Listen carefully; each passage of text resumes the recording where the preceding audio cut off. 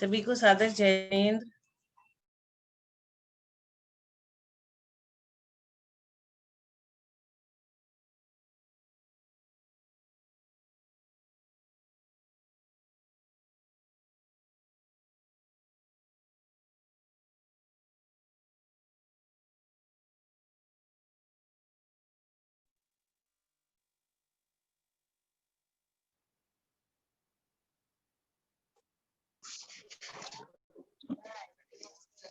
जय जिनेन्द्र सोनू दीदी।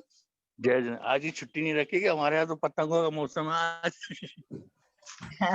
जय जिनेन्द्र, प्रणाम भाई साहब, नेमीचंद जी भाई साहब। हाँ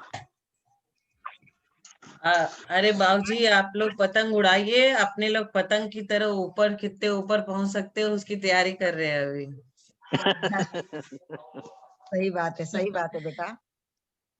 करे शुरू दीदी भाई साहब। करो करो। आज है ना थोड़ा सा ये रखा था नियम सार का, थोड़ा सा उसको आज पूरा कर लेते। सोनू दीदी नहीं थी ना, मैंने कहा उनके सामने होना चाहिए, तो उसको आज पूरा कर लेते। आज अब ये जो मतलब ये आज ये अशोक जी जैन है जो एक वो गुणस्थान वाला शुरू कर रहे हैं ना, वो कब से? आज से कर रहे हैं क्या? हाँ, आज से ही करेंगे शायद, थोड़ा सा लिख के भी आया है मोबाइल में। लिंक कर, उसका टाइम तो आया ही नहीं। आ जाएगा कल वगैरह सब आ जाएगा। अच्छा हाँ, तो और शुरू आज तो है ना हाँ शुरू तो आज से ही कर रहे हैं ना? हाँ, थोड़ा सा लिख के आया है, उसको पढ़ लीजिएगा आप। हाँ वो तो पढ़ लिया मैंने। हाँ बस मैंने भी पढ़ लिया। आज अपन है ना ये शुरू कर रहे भाई साहब, 12 सानुपेक्षा। 12 सानुपेक्षा। हाँ, तो दीदी मंगलाचरण कर लेगी ये पढ़ने के बाद, और फिर अपन बाकी समय जैसा मिलेगा वैसा करेंगे। और आप किताब देख के रखिएगा, 12 सानुपेक्षा कुंद कुंद आचार्य। ठीक है। छोटा सा है, 91 गाथा है, श्लोक है उसमें, प्राकृत में 91 गाथा है ना। मैं अभी थोड़ा शुरू कर रही हूँ इसको। करो। जय बोलिए अनंत सिद्ध परमेष्टि भगवान की जय। नियम सार ग्रंथ राज की जय। आचार्य कुंद कुंद देव की जय। नमियो न जिनं वीरम अनंत वर्णान दंसन सहावम ओच्छामि नियम सारम केवली भणिदम। अब यहाँ इसका अपन माता जी के विचार है, उसको पढ़ रही हूँ मैं। माता जी कह रहे हैं, निश्चय को नहीं समझते हुए निश्चय का आलंबन लेने वाले कोई व्यवहार चारित्र या क्रियाओं में आलसी होकर उन चारित्र और क्रियाओं को नष्ट कर देते हैं। यानी निश्चय को तो समझते ही नहीं और व्यवहार से भी भटक जाते हैं। इसलिए इस ग्रंथ को पढ़ने वाले या सुनने वाले विद्वान लोग तथा श्रावक और श्राविकाएं भी अध्यात्म भावना को भाते हुए अपने पद के अनुकूल पूजा, दान, शील और उपवास इन नियम रूप क्रियाओं को करते हुए जिन कल्पी मुनियों के अभाव में, आज जिन कल्पी मुनि तो है ही नहीं, स्थविर कल्पी मुनियों की भक्ति करे। अरहंत रूप के धारी दिगंबर मुनियों को देखकर अपमान न करे, यही मोक्ष मार्ग है, अन्य कोई मोक्ष मार्ग नहीं है।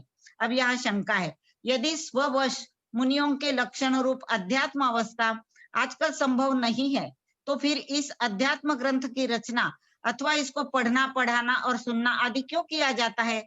क्योंकि आज तो है ही नहीं, अपना मोक्ष भी संभव नहीं, अध्यात्म अवस्था भी संभव नहीं, तो फिर क्यों पढ़े हम? समाधान इसका कर रहे, आपका कहना तो ठीक है, परंतु इष्ट वियोग, अनिष्ट संयोग, रोग, शोक आदि से पीड़ित हुए श्रावकों को भी अध्यात्म भावना से ही मन में शांति होना शक्य है, अन्य किन्हीं उपायों से नहीं। इसलिए यदि अध्यात्म ग्रंथों को पढ़कर उसके अर्थ का अनर्थ न करे तो गुण ही है, न कि दोष। दूसरी बात यह है कि उपशम या क्षपक श्रेणी आरोहण, शुक्ल ध्यान, प्रायोग गमन, संन्यास आदि भी आजकल संभव नहीं है। फिर भी उनका व्याख्यान तो आगम में किया ही जाता है, देखा ही जाता है, हम देख ही रहे, पढ़ ही रहे हैं। तो भगवती आराधना में कहा है, यदि उन प्रायोग गमन और इंगिनी मरण संन्यास को करने की आजकल के मुनियों में सामर्थ्य नहीं है, तो पुनः उनका उपदेश क्यों दिया? तो उनके स्वरूप को समझने से सम्यक ज्ञान होता है, वह मुमुक्षु जनों के लिए उपयोगी ही है, इसलिए उपदेश दिया जाता है। अर्थात प्रायोग गमन, इंगिनी और भक्त प्रत्याख्यान, ये 3 संन्यास विधि के भेद है।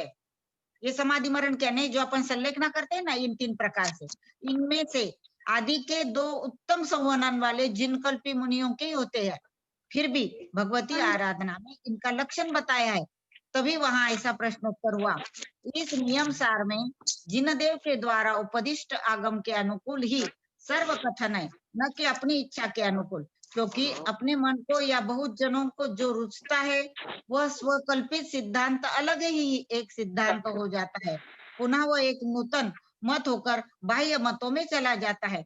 श्री समंत भद्र स्वामी ने आप्त मीमांसा में कहा है, हे भगवान, जो आपके मत रूपी अमृत से बाह्य है, सर्वथा एकांतवादी है और मैं आप्त हूँ, इस प्रकार से आप्त के अभिमान से दग्ध है, उनका इष्ट मत प्रत्यक्ष से ही बाधित है। श्री गौतम गणधर देव 4 ज्ञान के समन्वित होते हुए भी जिनेन्द्र देव के वचनों में ही रुचि रखते हैं। देखिए, वह कह रहे हैं, यह निर्ग्रंथ लिंग निर्वाण का मार्ग है, सब दुखों के परिहानि का मार्ग है, निरतिचार शोभन चारित्र के धारकों के परिनिर्वाण का मार्ग है, सत्य है, प्रवचन स्वरूप है, उत्तम है। मैं उसका श्रद्धान करता हूँ, प्रतीति करता हूँ, रुचि करता हूँ, स्पर्श करता हूँ। इससे उत्कृष्ट लिंग न वर्तमान काल में है, न अतीत काल में था और न ही भविष्य काल में होगा। इस निर्ग्रंथ मुद्रा को धारण कर ज्ञान से या दर्शन से या चारित्र से या सूत्र से यहाँ पर जीव सिद्ध होते हैं, बुद्ध केवली होते हैं, मुक्त होते हैं, परिनिर्वाण को प्राप्त कर लेते हैं, सर्व दुखों का अंत कर देते हैं और विशेषतया सब कुछ जान लेते हैं। इसे ग्रहण करके मैं श्रमण हूँ, मैं संयत हूँ, मैं विषयों से व्यावृत्त हूँ, मैं उपशांत हूँ, मैं उपाधि परिग्रह विकृति मान माया मृषा मिथ्या ज्ञान मिथ्या दर्शन मिथ्या चारित्र इन सबसे विरत हूँ। मैं सम्यक ज्ञान सम्यक दर्शन और सम्यक चारित्र में रुचि करता हूँ, जो कि जिनेन्द्र देव द्वारा कहा गया है। इस तरह अनंत तीर्थंकरों ने अनादि अनिधन रत्नत्रय स्वरूप मार्ग का ही उपदेश दिया है। विदेह क्षेत्रों में यही मार्ग आज तक अविच्छिन्न प्रवाह से आ रहा है और आगे अनंत काल तक भी यही चलता रहेगा।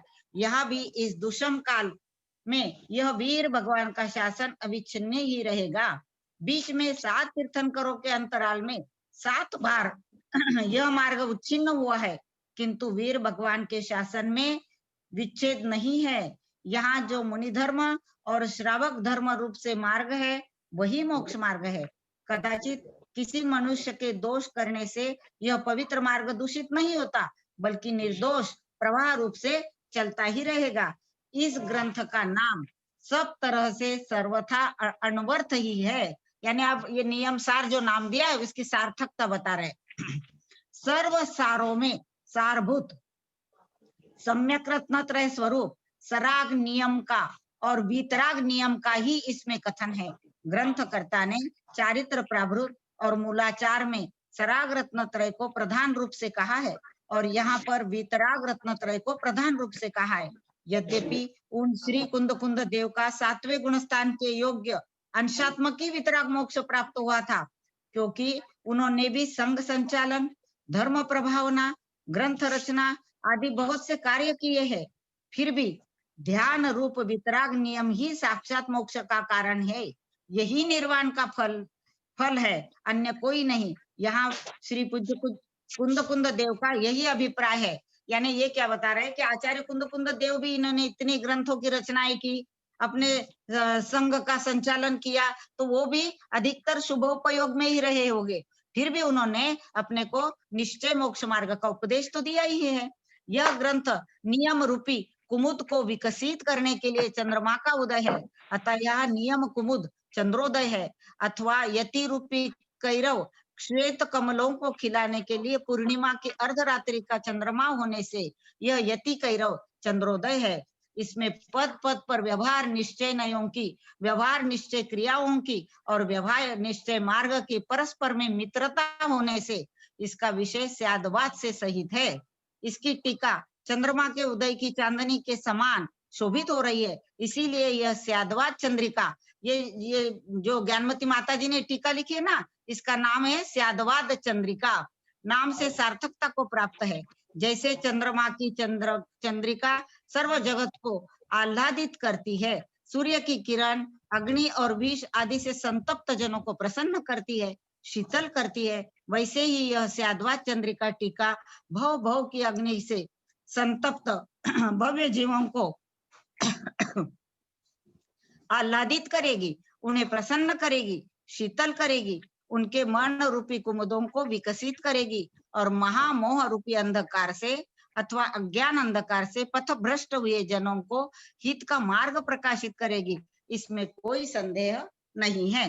इस स्याद्वात चंद्रिका टीका से समन्वित इस नियम सार प्राभृत ग्रंथ को जो भव्योत्तम पढ़ेंगे या गुरुओं के मुख कमल से सुनेंगे, वे आप्त आगम और तत्व के श्रद्धान के बल से शुद्ध नय से अपने को सिद्ध समान निश्चित करके स्व पर भेद विज्ञानी होकर सकल चारित्र को ग्रहण करके अथवा शक्ति के अभाव में क्रम से देश चारित्र के बल से शक्ति को बढ़ाते रहेंगे।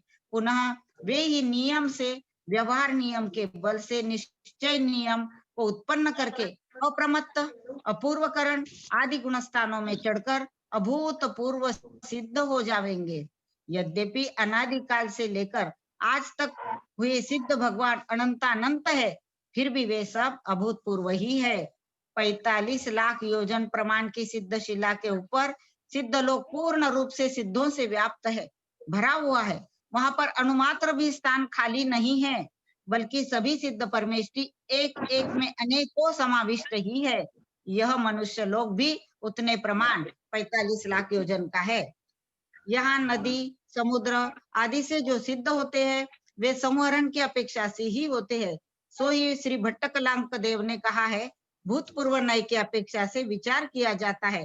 क्षेत्र सिद्ध दो प्रकार के हैं, जन्म से और संवरण से।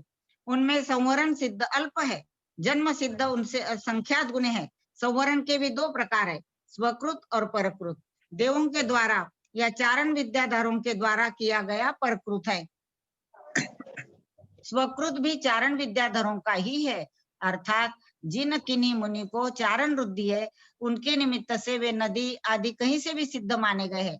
उनसे उनके क्षेत्रों का विभाग कहते हैं, कर्म भूमि, भोग भूमि, समुद्र, द्वीप, ऊर्ध्वलोक, अधोलोक और तिर्यक लोक। ऊर्ध्वलोक से सिद्ध हुए सबसे कम है, अधोलोक से सिद्ध हुए उनसे संख्यात गुण है, और तिर्यक लोक से जो सिद्ध हुए इनसे भी संख्यात गुण है। सबसे कम समुद्र से सिद्ध हुए हैं, द्वीप से सिद्ध हुए उनसे संख्यात गुण है, सामान्य कथन है। विशेष रूप से लवण समुद्र से सिद्ध हुए सबसे कम है। कालोदधि से सिद्ध हुए उनसे संख्यात गुण है। जम्बू द्वीप से सिद्ध हुए उनसे संख्यात गुण है। धातकी खंड से सिद्ध हुए उनसे संख्यात गुण है। पुष्करार्ध द्वीप से सिद्ध हुए उनसे संख्यात गुण है। इस प्रकार इस मनुष्य लोक के सर्व स्थानों से, जल से, थल से, नभ से, 2.5 द्वीप और 2 समुद्रों से, ऊर्ध्वलोक, अधोलोक और मध्यलोक से, सर्व क्षेत्र, पर्वत, गुफा, नदी, सरोवर, वन, उपवन आदि से जो सिद्ध हुए हैं, होते हैं और होंगे, उन सब अतीत, अनागत और वर्तमान इन तीनों कालों के सर्व सिद्धों को मेरा अनंत बार नमस्तु होवे। इस प्रकार नियमम नियमस्य फलम इत्यादि रूप से ग्रंथ रचना का उद्देश्य और अपनी लघुता को दिखलाने रूप से एक गाथा हुई। इसके बाद ईसा भावेन इत्यादि रूप से भव्य जनों के कर्तव्य की प्रेरणा को प्रतिपादित करते हुए एक गाथा हुई।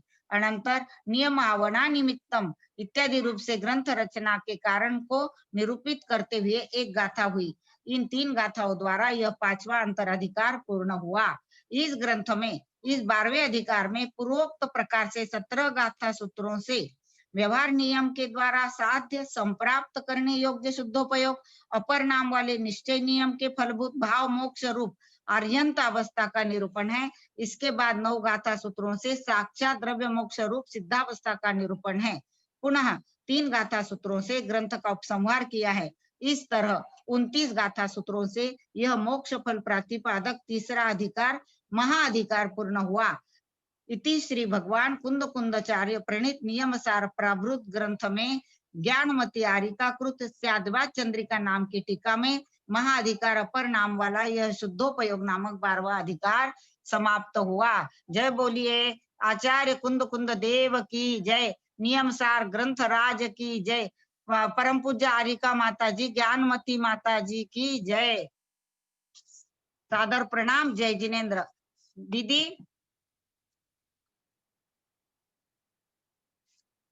दीदी नहीं है क्या? हाँ पूरा तो हाँ हो गया है अपना। हाँ हाँ दीदी पूर्ण हो गया। मैं आपकी उपस्थिति में ही पूर्ण करना था, इसलिए इतना रखा था। अब है ना, आप हाँ नियम इसका 12 अनुपेक्षा का मंगलाचरण सिर्फ पढ़िएगा और उसकी भूमिका मैं पढ़ती हूँ। आप मंगलाचरण कर लीजिए तो शुरू हो जाएगा, है ना। जय बोलिए 12 अनुपेक्षा ग्रंथ राज की जय। आचार्य कुंद कुंद देव की जय। बोलिए दीदी। नमिदून सव्व सिद्धे झानु तम खवेद देह संसारे 10 दो दो यजीणे 10 अणुपेहणम बोक्षे। जिन्होंने उत्तम ध्यान से दीर्घ संसार की परंपरा को नष्ट कर दिया है, उन समस्त सिद्धात्माओं को तथा 24 तीर्थंकर को नमस्कार कर मैं 12 अनुप्रेक्षाओं के स्वरूप को कहूंगा। यहाँ कुंद कुंद स्वामी ने ऐसा कहा है कि 12 अनुप्रेक्षा का यहाँ वर्णन किया गया है 24 भगवान को नमन करते हुए। उत्तम ध्यान से अर्थात उत्कृष्ट शुक्ल ध्यान के बल पर जिन्होंने दीर्घ संसार को अर्थात अनादि जन्म मरण की सुदीर्घ परंपरा को छपित या नष्ट कर दिया है, ऐसी सर्व सिद्धांत सभी सिद्ध अवस्था को प्राप्त कर चुकी आत्माओं को तथा 10 दो दो च जिनान, इसका मतलब है 10 दो दो, इन्हें मिलाकर के 24 संख्या पूरी होती है। 10 + 10 + 2 + 2 उन 24 संख्या वाले जिन देवों को अर्थात तीर्थंकर स्वरूप को प्राप्त करने वाले प्रथम तीर्थंकर यानी कि ऋषभ देव से लेकर अंतिम तीर्थंकर यानी कि महावीर स्वामी तक सभी 24 जिनों को, जिनका अर्थ है जो राग आदि कषाय पर या घाती कर्म पर विजय प्राप्त करता है अर्थात वीतराग देव, उन सबको नत्वा नमस्कार करके अर्थात द्रव्य वंदना और भाव वंदना करके 10 दो मतलब 10 व 2 इन्हें मिलाकर 12 संख्या बनती है। अतः 12 संख्या वाली अनुप्रेक्षाओं को वक्षे मीन्स कहूंगा अर्थात सभी 12 अनुप्रेक्षाओं का क्रम से कथन करूंगा। यहाँ उत्तम ध्यान द्वारा दीर्घ संसार का नाश करने वाले यह विशेषण सिद्ध और जिन केवली अरहंत व तीर्थंकर आदि दोनों के लिए निर्दिष्ट है। इस कथन से यह सूचना हमें मिलती है कि मुक्ति सिद्धत्व की प्राप्ति हो या जिनत्व, तीर्थकरत्व की प्राप्ति हो, उनमें ध्यान की ही प्रमुखता है। ज्ञानावर्ण में आचार्य सुखचंद्र जी ने भी कहा है कि मोक्ष की प्राप्ति में कोई मुख्य कारण है तो वह ध्यान है। ध्यान के बिना तो मोक्ष सोचा भी नहीं जा सकता।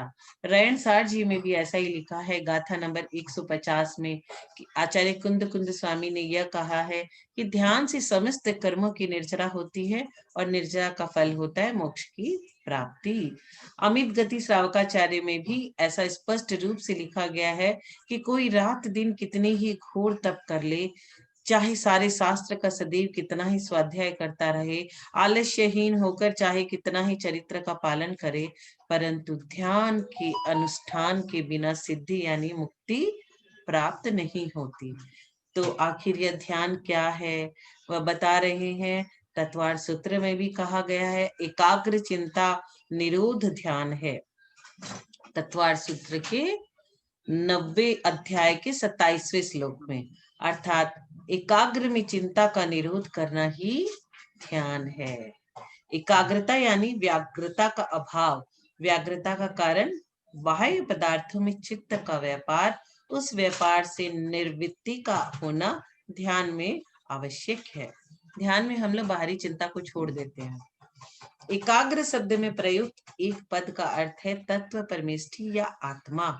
अतः उक्त ध्यान लक्षण का तात्पर्य भूत अर्थ इस प्रकार प्रतिफलित होता है।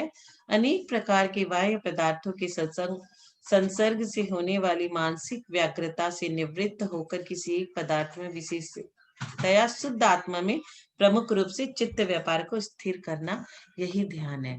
हम ध्यान करते हैं खरा ध्यान, और कुछ लोग क्या करते हैं, बहुत ज्यादा अपसेट हो जाते हैं तो जाके टीवी के सामने 3 घंटा बैठ जाते हैं, पिक्चर देख लेते हैं, तो उससे भी उनका टेंशन रिलीज होता है। क्यों? क्योंकि उन्होंने अपने पास्ट को छोड़ दिया, पास्ट को छोड़ के किसी और की स्टोरी में जाके बैठ गए।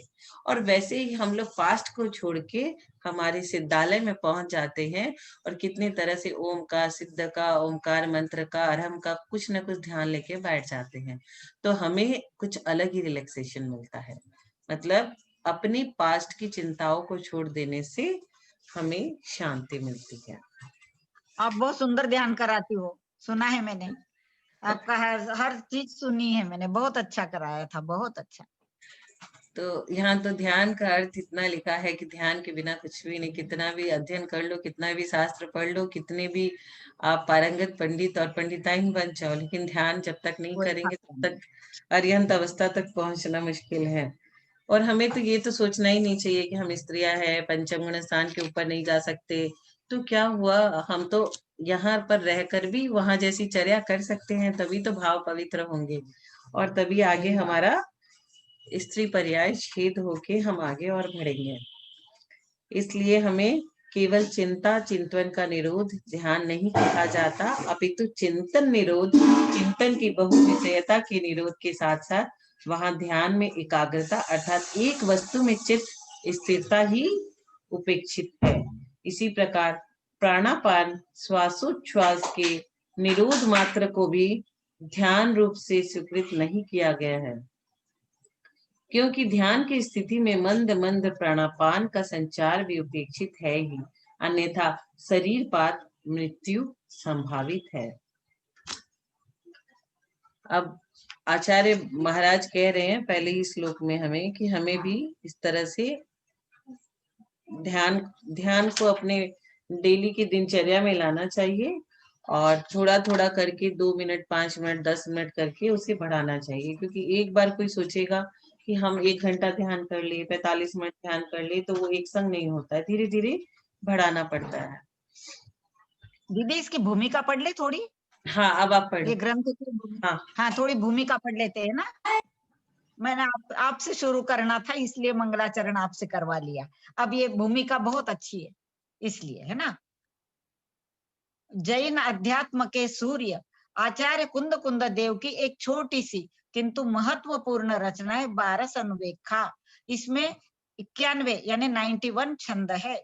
यथा नाम, इस ग्रंथ में 12 अनुप्रेक्षाओं का वर्णन किया गया है। अनुप्रेक्षा का अर्थ है जिनवर कथित तत्वों का, सुने हुए अर्थ का अथवा शरीर आदि के स्वभाव का बार बार चिंतन करना। हिंदी में इन्हीं अनुप्रेक्षाओं को भावना भी कहा गया है। संसार, शरीर और भोगों से विरक्ति, साम्य भाव की प्राप्ति एवं कर्मों की निर्जरा के लिए श्रुत ज्ञान का निरंतर परिशीलन और अभ्यास आवश्यक है। आचार्य सोमदेव सूरी ने भी कहा है। आचार्य सोमदेव सूरी के 2 ग्रंथ बड़े अच्छे हैं दीदी, यशस्तिलक चंपू और नीति वाक्यामृतम, 2 ग्रंथ बहुत अच्छे हैं उनके। वैराग्य भावना नित्यम, नित्यम तत्वानुचिंतनम, नित्यम यत्नेषु कर्तव्यो, यमेषु नियमेषु च।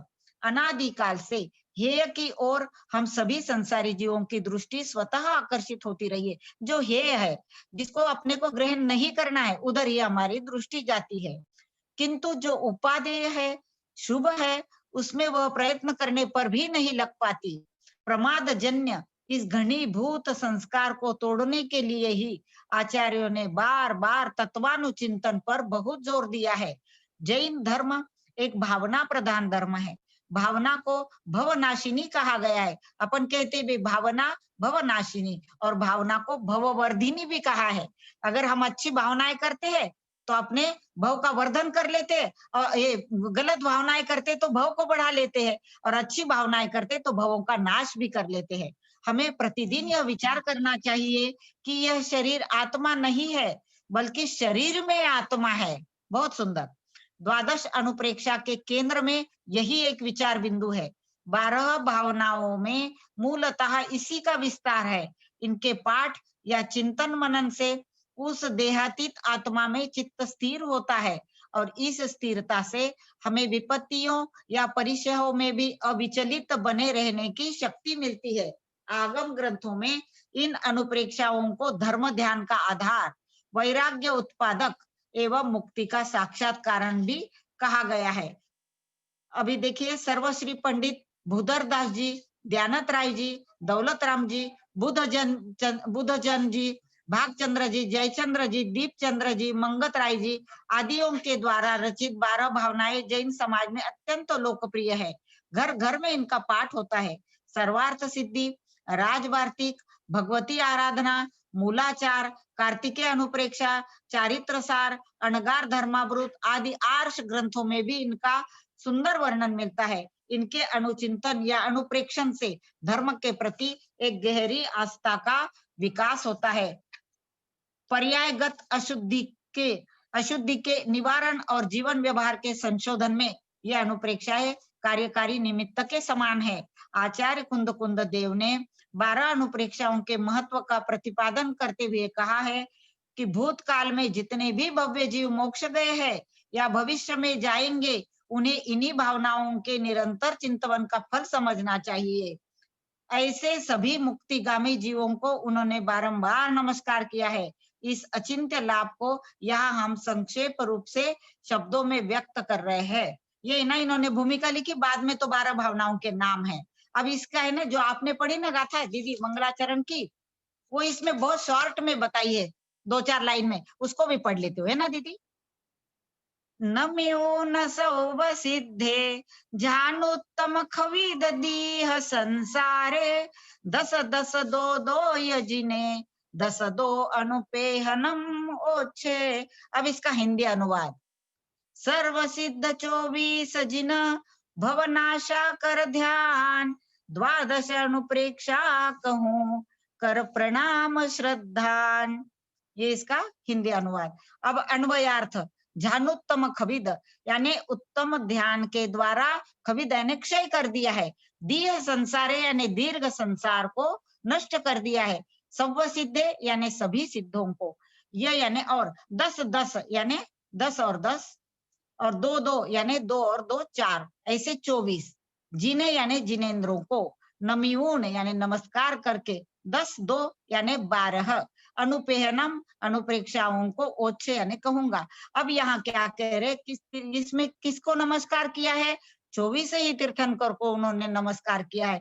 क्यों किया है? क्योंकि उन्होंने उत्तम ध्यान के द्वारा अपने दीर्घ संसार को नष्ट कर दिया है। ध्यान के द्वारा अपने कर्मों को नष्ट करना ही संसार को नष्ट करना है। जितने कर्म इकट्ठे करेंगे उतना संसार बढ़ेगा, और जितने कर्म हम नष्ट करेंगे संसार उतना घटेगा। तो इस प्रकार उन्होंने सभी इन 24 ने ही ऐसा ही काम किया, इसलिए सभी को उन्होंने नमस्कार किया है। और 12 भावनाओं का, 12 अनुप्रेक्षाओं का चिंतन करने के लिए यहाँ हमें प्रोत्साहित किया है। अब इसका भावार्थ। मैं यानी आचार्य कुंद उत्तम ध्यान अर्थात शुक्ल ध्यान के द्वारा अनादिकालीन जन्म जरा मरण रूप दीर्घ संसार को नष्ट करने वाले सभी सिद्धों को और 24 तीर्थंकरों को नमस्कार करके 12 अनुप्रेक्षाओं का यानी 12 भावनाओं को मैं कहूंगा। ऐसे ये यहाँ प्रतिज्ञा स्वरूप ये मंगलाचरण भी है और आचार्य भगवान ने यहाँ प्रतिज्ञा भी की है। एक बात और ध्यान रखना है कि अपने को यह ग्रंथ है ना, यह प्राकृत भाषा में है ना, संस्कृत नहीं है, ये प्राकृत भाषा की है। चलो अब दीदी, अब दूसरा श्लोक पढ़ेंगे आप। इसमें ना शब्दार्थ और छोटा छोटा सा दिया है, तो दोनों पढ़ेंगे, आप भी पढ़िएगा ये भी पढ़ेंगे। हाँ आप पढ़ो आंटी। पढ़ो जी जी। अभी दूसरे नंबर की गाथा, इसमें अनुप्रेक्षाओं के नाम दिए हैं कि कौन सी है वो 12 भावनाएं जिनका हमें चिंतन करना है, उसका नाम इसमें दूसरे गाथा में दिया है। अध्रुवम शरण में यत्तमन्न संसार लोगम सुचित्तम आसव संवर निज्जर धम्मम बोहिम च चिंते जो। देखो यहाँ इस सिर्फ नाम दिए है। अशरण लोक अनित्य भव, धर्माशुचि एकत्व, बोधि निर्जरा आश्रव, संवर और अन्यत्व। अध्रुवम यानी अध्रुव अनित्य, इसको अध्रुव भावना भी कहते हैं, अनित्य भावना भी कहते हैं। अशरणम यानी अशरण भावना, एयत्तम यानी एकत्व भावना, अन्न संसार लोगम, अन्न यानी अन्यत्व भावना, संसार यानी संसार भावना, लोगम यानी लोक भावना, असुचितम यानी अशुचित्व भावना, आसव संवर यानी आश्रव और संवर भावना, निज्जर धम्मम निर्जरा और धर्म भावना, च बोहिम और बोधिका यानी बोधि दुर्लभ भावना, चिंतित जो यानी चिंतन करना चाहिए। ये जो 12 भावनाओं के नाम है ना, ये कभी भी अपने को क्रम से याद होना चाहिए दीदी। पूरा इसका जो क्रम है उसी क्रम से हमें याद करना चाहिए। अब यहाँ भावार्थ में बता रहे, अनित्य शरण संसार, एकत्व अन्यत्व अशुचि, आश्रव संवर निर्जरा, लोक बोधि दुर्लभ और धर्म, इन भावनाओं का चिंतन करना चाहिए। अब है ना, इसका थोड़ा सा नीचे अच्छा दिया है, संसार में कुछ भी नित्य नहीं है, ऐसा चिंतन अनित्य अनुप्रेक्षा है। संसार में जीव को कुछ भी शरण नहीं है, ऐसा चिंतन अशरण अनुप्रेक्षा है। जिसमें जीव भ्रमण करते हैं, ऐसे संसार का चिंतन करना संसार अनुप्रेक्षा है। एक आत्मा के भाव को एकत्व कहते हैं। जीव के उस एकत्व यानी अकेलेपन का चिंतन एकत्व अनुप्रेक्षा है। आत्मा से शरीर आदि अन्य वस्तुएं पृथक है, ऐसा चिंतन अन्यत्व अनुप्रेक्षा है। शरीर की अशुचिता का चिंतन अशुचि अनुप्रेक्षा है। कर्मों के आश्रव का चिंतन आश्रव अनुप्रेक्षा है। आश्रव के रोकने रूप संवर भाव का चिंतन संवर अनुप्रेक्षा है। कर्मों का एक देश क्षय निर्जरा है और उसका चिंतन निर्जरा अनुप्रेक्षा है। जिसमें जीवादि पदार्थ पाए जाते हैं वह लोक है, जहां जीवादि पदार्थ पाए जाते हैं, और उसका चिंतन लोकानुप्रेक्षा है। रत्नत्रय की प्राप्ति अत्यंत दुर्लभ है, ऐसा चिंतन करना यह बोधि दुर्लभ अनुप्रेक्षा है। जो सुखरूप स्वरूप उत्तम स्थान को प्रदान करता है वह धर्म है, ऐसा चिंतन धर्म अनुप्रेक्षा है। अब आप पढ़िए दीदी श्लोक नंबर 3, गाथा नंबर 3। वर भवन जान वाहन, शयनासन देव मम, शयनासन देव नूरायणम, माधुपिदु सजनम, माधुपिदु सजन, भिज्जय संबंधिनो पिद्दिवयाणि चा, पिद्दिवयाणि चा। अव्यस्त दव्यस्त हिंदी अनुवाद है? सुगम, नहीं हिंदी हिंदी अनुवाद अनुवाद है कि दीदी आपके नहीं, पास? नहीं वो आप पढ़ लो, मैं इसमें पढ़ तो लेती नहीं। हूँ। हाँ, शयनासन वाहन भवन, जो नृप देव नरान, मात पिता सेवक स्वजन, अनित्य सबको जान। अब पढ़िए। देवों मनुष्यों व राजाओं की सुंदर महल, यान देवयान और मनुष्ययान, वाहन सैया आसन और माता पिता, स्वजन नौकर चाकर व संबंधी जन एवं चाचा ताऊ, ये सब अनित्य होते हैं। जिस रूप में गाथा पठित है उसी रूप में अन्वय सुबोध्य है। देवम नुजरा जानम, देवता मनुष्य और राजा, इन सब के इंद्रिय रूप और आदि अनित्य है, अथवा देव और मनुष्य इनकी राजाओं अर्थात देवेंद्रों व चक्रवर्तियों के उक्त साधन अनित्य है। जो देवन करते हैं वे देव होते हैं। देव शब्द की निष्पत्ति दिव धातु से होती है। दिव धातु के अनेक अर्थ होते हैं, जैसे क्रीड़ा, विजेच्छा, धोतित होना, स्तुति विषय होना, प्रमुदित होना, मद युक्त होना, कांतिमान होना या गतिमान होना। इस प्रकार जो परम आनंद में क्रीड़ा करता है वह देव है, या जो कर्मों को जीतने की इच्छा करता है वह देव है, या जो करोड़ों सूर्य के भी अधिक तेज से देदीप्यमान होता है वह देव है। जैसे अनंत परमेष्ठी अर्थात जो धर्म युक्त व्यवहार का विधाता है वह देव है, अथवा जो गत्यर्थ धातु है वह ज्ञानार्थक भी होती है। इस नियम से जो लोक अलोक को जानता है वह देव है, जैसे सिद्ध परमेष्ठी।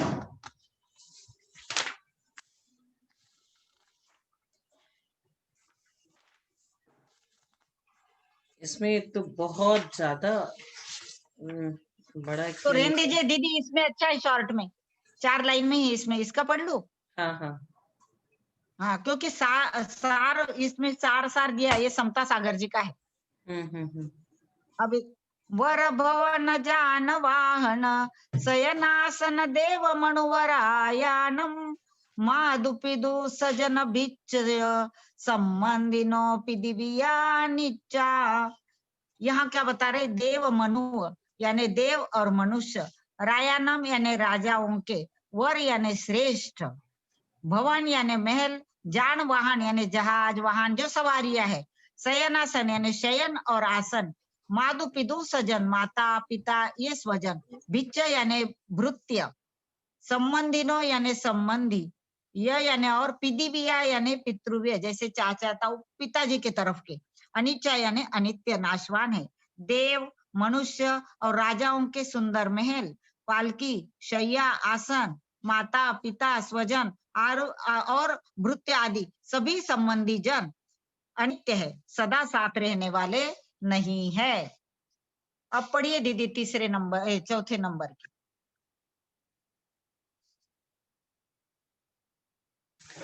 आंटी आप पढ़ो। जी जी जी सोनू दीदी। अभी गाथा नंबर 4, अभी इसमें क्या बता रहे हैं, रूप यौवन, और ये कैसे है, तो इंद्रधनुष के समान चंचल है, आज है और कल नहीं, ये बता रहे। सामग्रीदियरूवम आरोग्यम जौवनम बलम तेजम सोहगम लावण्यम सुरधनुमिव सस्यम न हवे। दीदी आप भी पढ़िए, आप भी पढ़िए।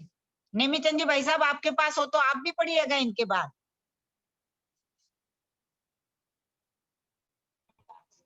मेरे पास नहीं है, अभी लानी पड़ेगी। हाँ आप लिया ना, तो तीनों भी गाथा बोलेंगे ना तो याद हो जाएगा अपने को, और बार बार अच्छा रहेगा, जितनी बार सुनेंगे अच्छा ही रहता है। पढ़िए सोनू दीदी। कामागिन्दिरुवम आरोग्यम जौवनम बलम तेजम सोहगम लावणम सुरधुनुमिव सस्यम न हवेद। भोगोपभोग की सामग्रियां, साधन, इंद्रिया, रूप, आरोग्य, यौवन, बल, तेज, सौभाग्य, लावण्य, सौंदर्य, ये सब इंद्रधनुष की तरह आस्वद मतलब दिखते हैं। कि 12 अनुप्रेक्षा अपने आप से वैराग्य के लिए लिखी गई है कि ये कोई भी चीज हमारे साथ जाने वाली नहीं है, ये सारी चीजें हमारे ऐश्वर्य और वैभव जो भी है वो अनित्य है। बहुत सुंदर, वही बहुत सुंदर। आचार्य यहाँ समझा रहे हैं हमें।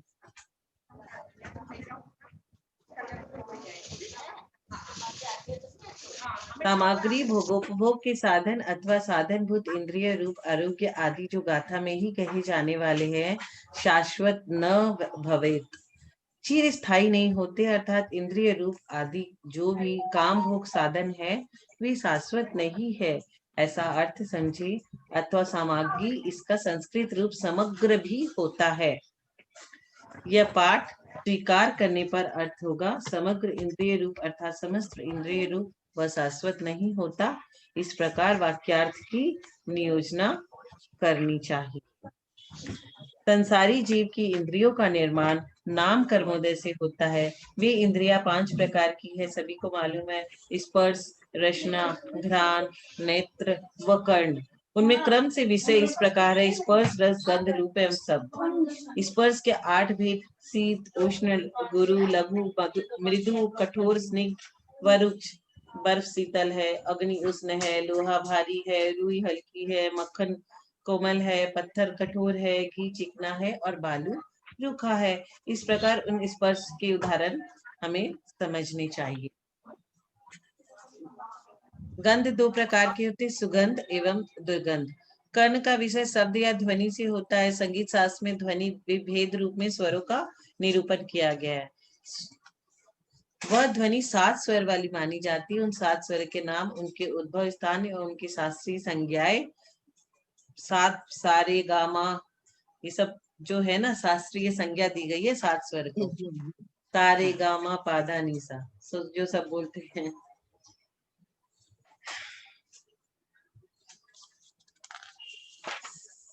अच्छा, काफी बड़ा लिखा है इसमें आचार्य ने। ये इसमें का पढ़ लेती हूँ मैं। हाँ हाँ पढ़े दीदी? हाँ, हाँ, इसमें पढ़िए। शॉर्ट में बहुत अच्छा है। हाँ, ये इसका आपने तो श्लोक पढ़ लिया, मैंने भी पढ़ लिया। तो अभी है ना इसका हिंदी दोहा पढ़ लेती हूँ। यौवन तेज निरोग बल सुभग सुसुंदर रूप सुरधनु सम शाश्वत नहीं इंद्रिय विषय अनूप। अब इंद्रिय रूवम यानी इंद्रियों का स्वरूप, आरोग्यम यानी